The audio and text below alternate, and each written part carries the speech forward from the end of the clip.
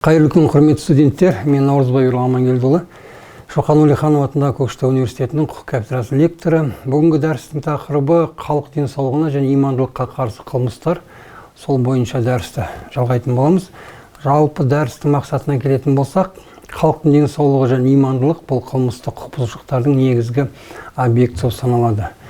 Қылмыстық кодекстің баптарына нақты келетін болсақ, 296-299 баптарда нақты айтатын болсақ, бұл есірткі, текте заттар мен психотроптық заттарға арналған баптар болып саналады. Бұл баптардың негізгі мағынасы мен мақсатына келетін болсақ, халықтың денсаулығына соңғы кезде болып жатқан іс-әрекеттер, нақты айтатын болсақ, есірткі, оның ішінде синтетикалық есірткілердің қоғамда белең алғанын жақсы білеміз.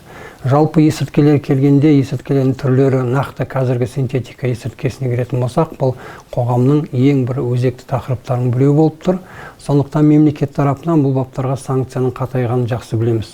Жалпы прекурсорлардың анықтамасына келгенде көптеген азаматтар сұрап жатады. Нақты айтатын болсақ, прекурсорлардың бүгінгі күні нақты мөлшері анықталмаған. Себебі есірткіні жасайтын азаматтар мен қылмыстық топтар бүгінгі күні есірткінің күн өткен сайын санын көбейіп жатқанын байқаймыз.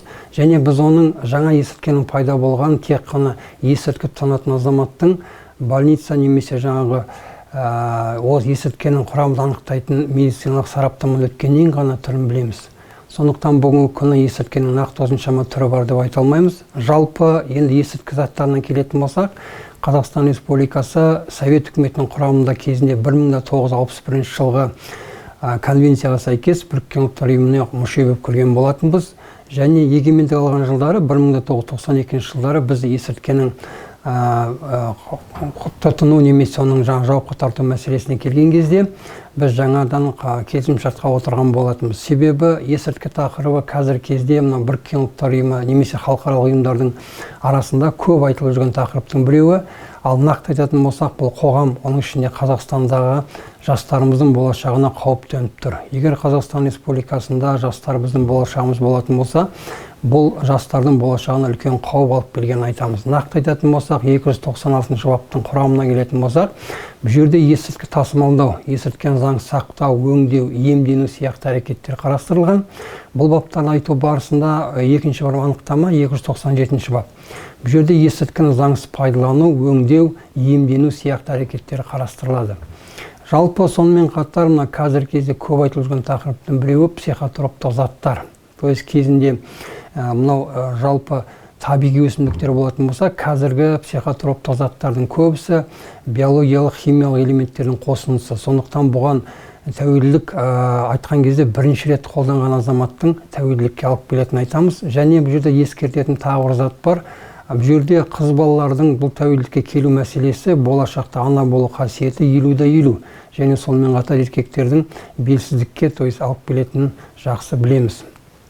Бұл тақырыптарды айту барысында жалпы соңғы кездерде осы тақырыптарды жарнамалайтын топтардың пайда болуы, кейбір азаматтардың соңғы кезде көп айтып жүрген синтетикаға закладка дейміз ғой, закладкаға бару әрекеттер көп қарастырылады. То есть жастар өздерінің осы қылмысқа қалай кіріп кеткенін түсінбей жатады. Және жұмыс істеу барысында олар кімге жұмыс істеп жатқанын білмейді. То есть бұл жерде жұмысқа тұру мәселесі онлайн форматында болатынын ескертеміз. Және сонымен қатар осы баптардың анықтамасына келген кезде бұны мәжбүрлеу сияқты әрекеттері бар. Қолдану әрекеттеріне келгенде кейбіреулер бұны субкультура мәдениет ретінде қарастырып жатады. Сондықтан осыдан біздің жастарымыздың аулақ болғанын қалаймыз.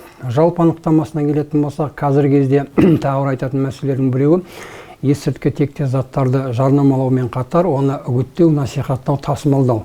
Тасымалдауға келген кезде және бұл анықтамасында көп азаматтар есірткіні тасымалдап жатқанын білмейді. То есть сәлемдемелер ретінде берілетін әрекеттер осылардың барлықтары есірткіні тасымалдауға жататынын ескерткім келеді. Және бір тағы айтатын мәселе имандылық мәселесінде жезөкшелікке байланысты қылмыстар, моралдық құбылыстар туралы айтсақ болады. Және азаматтарды өлімге итермелеу сияқты қылмыстың түрлері бар. Және сонымен қатар тағылық деп аталады. Вандализм орысшасында бұл жерде азаматтардың, субъектілердің осындай жаңағындай әрекеттерге барып, оны жазу, сызу, құрту сияқты әрекеттері қарастырылады. Және сонымен қатар соңғы кезде жануарларға қатыгездік көрсету қылмыстары көбейіп кеткен. Бұл интернетте ақпаратта көп тарап жүр. Сондықтан жалпы бүгінгі баптың немесе бүгінгі бөлімді айту барысында біз нақты басында айтып кеткендей, имандылық, азаматтардың денсаулығы және сонымен қатар қоғамдағы тәртіп туралы айтатын боламыз. Жалпы болашақта осы тақырыптар туралы қосымша дәрістер оқылады. Бүгінгі айтайын дегеніміз осы. Назар қойып тыңдағандарыңызға рахмет.